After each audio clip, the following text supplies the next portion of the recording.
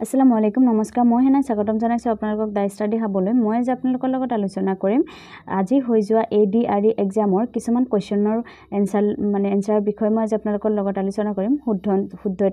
শুদ্ধ এনসাৰ কোনবোৰ হ'ব সেই যিকেইটা মনত আছে তাৰ মাজৰ পৰা মানে আপোনালোকৰ লগত আলোচনা কৰিম ইয়াতে মানে কোৱেশ্চন দিয়া হৈছে আহোমসকলৰ শেষ ৰাজধানী ক'ত আছিল শুদ্ধটো হৈছে যোৰহাট তাৰপিছত অলকানন্দ গানৰ লিৰিক্স কোনে লিখিছিলে এটো হৈছে মৈত্ৰেয়ী পাটৰ তাৰপিছত সিলভাৰৰ ৰাসায়নিক সংকেত কি আছিল ইয়াতে শুদ্ধটো হৈছে AG তাৰপিছত 2024 চনৰ 1 জানুৱাৰী মতে আমেৰিকা যুক্তৰাষ্ট্ৰৰ ৰাষ্ট্ৰপতি কোন আছিল এটো হ'ল জো বাইডেন তাৰপিছত শংকৰদেৱৰ আইতাকৰ নাম কি ইয়াতে শুদ্ধটো হৈছে খেৰহুটি তাৰপিছত নুমলীগড় ৰিফাইনাৰী কোন জিলাত অৱস্থিত এটো শুদ্ধটো হৈছে গোলাঘাট জিলা তাৰপিছত ৰঞ্জু হাজৰিকাৰ প্ৰকৃত নাম কি ৰঞ্জু হাজৰিকাৰ প্ৰকৃত নাম হৈছে কুমুদ চন্দ্ৰ হাজৰিকা তাৰপিছত ৰাষ্ট্ৰপতিক কোনে শপত পাঠ কৰোৱায় ইয়াতে শুদ্ধটো হৈছে উচ্চতম ন্যায়ালয়ৰ ন্যায়াধীশে তাৰপিছত নেক্সট কোৱেশ্চনটো দিয়া হৈছে নীতি আয়োগৰ সভাপতি কোন আছিল ইয়াৰে শুদ্ধটো হৈছে প্ৰধানমন্ত্ৰী তাৰপিছত ইয়াতে কোৱেশ্চনটো অকমান উল্টাপাল্টাকে দিয়া হৈছে এটো হ'ব ৰংবং তেৰাঙে মানে কোনখন পুথিৰ বাবে সাহিত্য একাডেমী বঁটা লাভ কৰিছিল ইয়াতে শুদ্ধটো হ'ব ৰংমিলিৰ হাঁহি অসমে কেইখন দেশৰ সৈতে ইন্টাৰনেশ্যনেল বাউণ্ডাৰী শেয়াৰ কৰিছে ইয়াতে শুদ্ধটো হ'ব যোনটো হেৰি 2 নম্বৰটো আছিল 2 নম্বৰ নহয় 3 নম্বৰ অপচন আছিল ভুটান আৰু বাংলাদেশ দুখন দেশৰ লগতে মানে বাউণ্ডাৰী শেয়াৰ কৰে তাৰপিছত গ্ৰীনল্যান্ড কোনখন মহাদেশত আছে ইয়াৰে শুদ্ধটো হৈছে নৰ্থ আমেৰিকা তাৰপিছত ভাৰতৰ উপৰাষ্ট্ৰপতি গৰাকীৰ নাম কি ইয়াতে মানে উল্লেখ দি মানে চন আৰু তাৰিখ উল্লেখ আছিল সেই চনটো হৈছে 2024 চনৰ 1 জানুৱাৰী মতে ভাৰতৰ উপৰাষ্ট্ৰপতি কোন আছিল হেতু হৈছে জগদীপ ধনখড় তাৰপিছত টুকলাইটি ৰিসাৰ্চ ইনষ্টিটিউট ক'ত অৱস্থিত এটো যোৰহাটত অৱস্থিত তাৰপিছত বসুন্ধৰা আঁচনি কিহৰ লগত জড়িত বসুন্ধৰা যেহেতু মাটি সো এটো সগে ছবে গমে পায় মাটিৰ লগত ভূমি বা মাটিৰ লগত জড়িত তাৰপিছত 5.0 pH ত দ্ৰব্যটো কি হয় ইয়াতে শুদ্ধটো হৈছে অম্ল নিশ্চয় এটো মানে 4 নম্বৰ অপচন আছিল তাৰপিছত নেক্সট কোৱেশ্চনটো দিয়া হৈছে লিয়ন অফ মহীশূৰ নামেৰে কাক জনা যায় ইয়াৰে শুদ্ধটো হৈছে টিপু সুলতান তাৰপিছত হাইফেনৰ সাংকেতিক চিহ্ন কি ইয়াৰে শুদ্ধটো হৈছে এই ডেশ যোনটো কও আমি হেতু শান্তশিষ্ট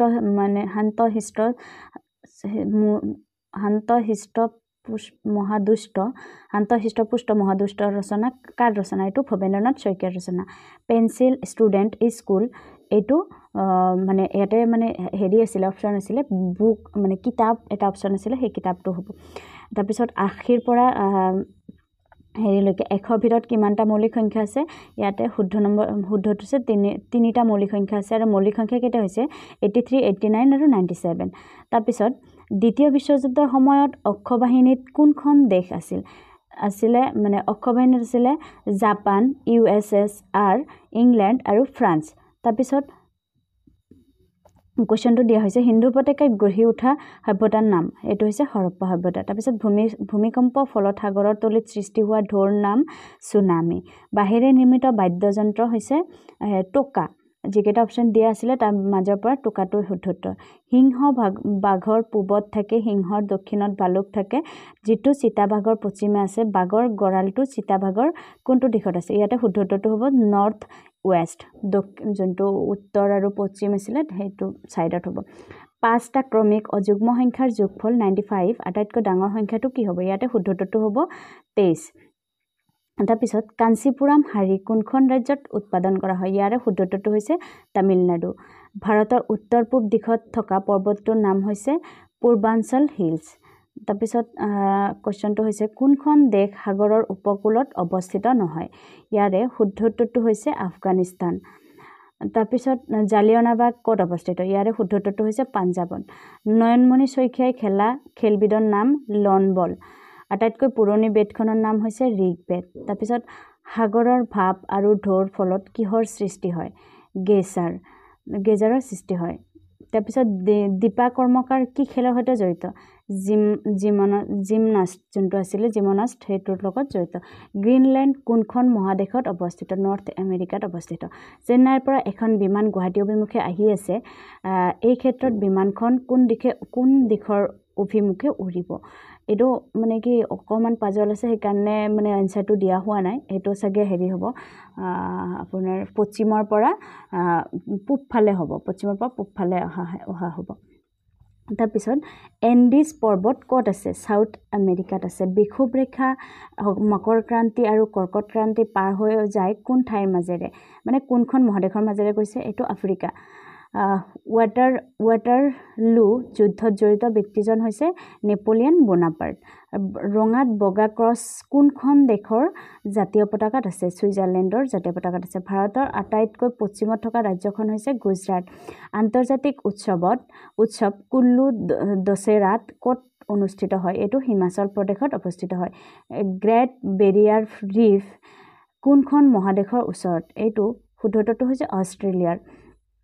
অপোজিট ৱাৰ্ড অফ সৌৰ এটো শুদ্ধটো হৈছে জয় তাৰ পিছত এন্টোনিমছ অফ ফ্ৰেণ্ড এটো শুদ্ধটো হৈছে ফয় তল কোনটো এডভাৰ্ব ইয়াতে ডিপ ইনটু হি গো আছে এটো এডভাৰ্বটো হ'ব ডিপ তাৰ পিছত কালেক্টিভ নাউন অফ ফিশ এটো হ'ব shoal or school person who loads ship is called pirates find the oat এটা আছে বাদুলি ময়ূৰ ঘৰচিৰিকা কাউৰীয়াৰে শুদ্ধটো হ'ব বাদুলি তাৰ পিছত দিছে পাৱাৰ হাউস অফ এনিমেল কল সেল কল এটো হ'ব মিটোকন্ড্ৰিয়া তাৰ পিছত Bering strait divides which two country এটো হৈছে United State and Russia groups of dog called litter kennel pack depends of options ইয়াৰে শুদ্ধ ইয়াতে আৰু এটা কোৱেশ্চন দিয়া হৈছে যে কি XCL ইন ৰোমান এটো শুদ্ধটো হৈছে 91 তাৰ পিছত Tania Chowdhury related to which sports lawn bowler এটো আৰু কি কয় আপোনাৰ আৰু আগতে এটা কোৱেশ্চন দিয়া হৈছে এই দুটা একে হ'ব তাৰ পিছত ইয়াৰ উপৰে আৰু মানে কিছুমান কোৱেশ্চন দিয়া আছে মই লাহে লাহে মানে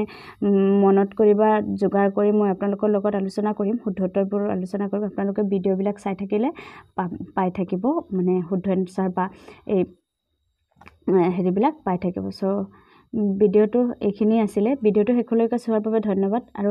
সদয় শেষত আপুনি যদি মোৰ চেনেল নতুন আছে তেতিয়াহ'লে অনুগ্ৰহ কৰি সাবস্ক্ৰাইব কৰি বেল আইকনটো প্ৰেছ কৰি ৰাখিব আৰু যদি আপুনি মোৰ চেনেল আগৰ পৰা ভিউৱাৰ্ছ হয় তেতিয়াহ'লে অনুগ্ৰহ কৰি লাইক কমেণ্ট এণ্ড শ্বেয়াৰ কৰিবলৈ নাপাহৰিব জয় অসম জয় হিন্দ